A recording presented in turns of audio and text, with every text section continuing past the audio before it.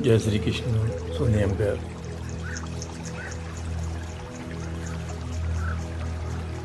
चंद दिनों के अंदर आपने जो सफलता अर्जित की है,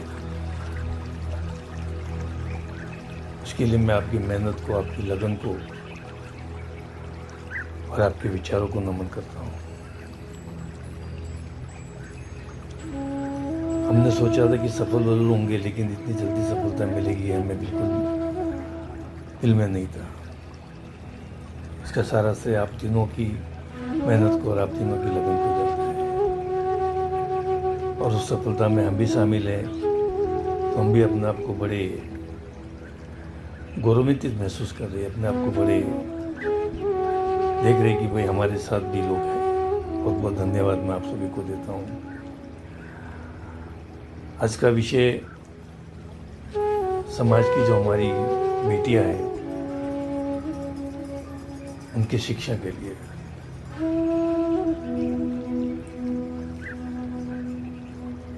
कहते हैं ना कि शिक्षा एक ऐसी चीज है जो हम आज अगर अर्जित करते हैं तो उसका डिविडेंड हमें जिंदगी भर मिलता है।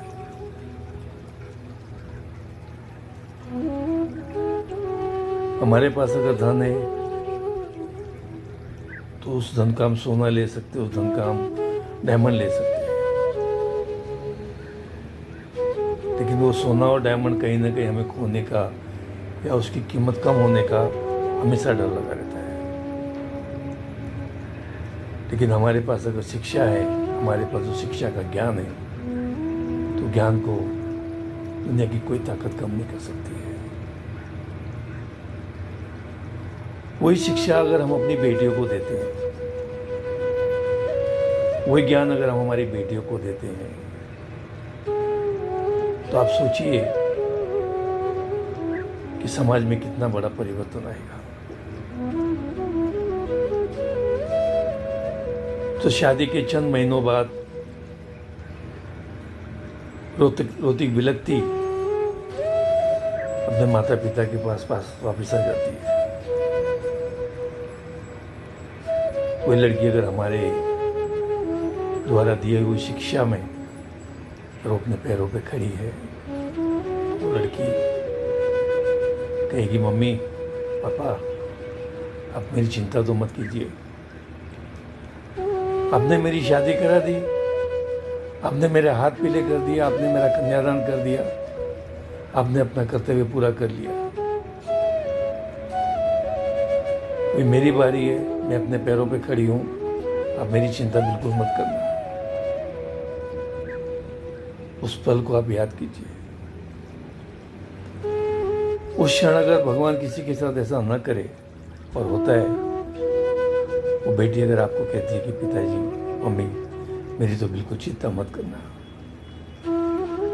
उस वक्त आपको बड़ी रिलीफ महसूस होगा। उस वक्त आपको बड़ा नाज होगा कि मैंने मेरी बेटी को शिक्षा दे के कोई गलत काम नहीं किया।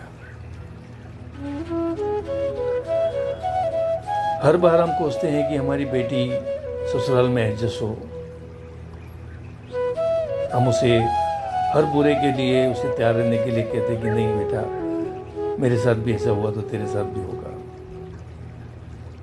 हम उसको बार बार एडजस्टमेंट करने के लिए क्यों कहते हैं? क्या हमारी बेटी के अंदर कोई खोट है? क्या हमारे खानदान के अंदर कोई कलंक है? क्या हमारी बेटी लूली लंगड़ी है? जो बेटी शादी के 4 महीने पहले उनको बहुत प्यारी लगती थी, शादी के महीने 2 महीने के बाद उनके नज़र का वो किरकिरी बन जाती है। आग का तारा किरकिरी बनती है ना, तो लड़की के माता पिता को बहुत चोट पहुंचती है। ये चोट नहीं पहुंचे, आप अपनी ज़िंदगी भर उस बच्ची को अपने पैरों पे खड़ा होते देखना चाहते हैं, तो उसे शिक्षा दीजिए। क्योंकि शिक्षा एक ऐसा क्षेत्र है, वो कहीं पे भी जाएगी, हिंदुस्तान के कोई भी कोने में जाएगी, संसार के कोई भी कोने में जाएगी, तो अपना पेट भर सकती है। शादी होने के बाद वो फिर आपके ऊपर आके बोझ नहीं बनेगी। लड़की बोझ नहीं होती है। हमारा कर्तव्य होता है कि हम उसे कन्यादान करके उससे हमारे घर से विदा करते हैं, फिर बोझ बन के हमारे घर पे नहीं आनी चाहिए। सभी माता पिता से मेरा हाथ जोड़ के निवेदन है कि अपनी बेटी को शिक्षा दीजिए, अपनी बेटी को पढ़ाइए, ताकि आने वाली उसकी पुश्तें, आने वाली जितने भी उनकी खानदान होगा वो सारे के सारे शिक्षित होंगे।